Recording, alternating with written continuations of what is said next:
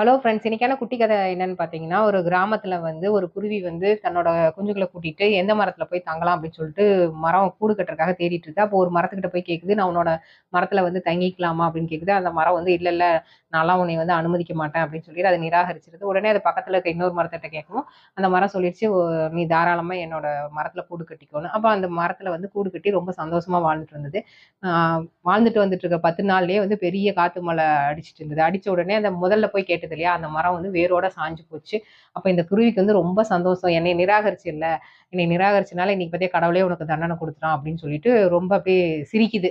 கேலி பண்ணிட்டு. அப்ப அந்த மரம் சொல்லுது, இதனால தான் நான் உன்னைய வந்து என்னோட மரத்துல வந்து கூடு கட்ட அனுமதிக்கல. நான் வந்து ரொம்ப வீக்கா இருக்கேன். பட்டு போன மரம். ஒரு காத்து கூட தாங்க மாட்டேன். அதனால தான் அப்படின்னு சொல்லிச்சாம். அப்பதான் வந்து மரத்தோட அ இயல்ப வந்து புரிஞ்சுகிச்சாம் குருவி. இது மாரி தாங்க நெறைய பேர் நம்மள அவாய்ட் பண்றாங்க. இல்ல மனசு கஷ்டப்படுறாங்கன்னா, அவங்க என்ன சூழ்நிலையில அப்படி பண்றாங்கன்னு நம்ம புரிஞ்சுக்கணும். Okay friends.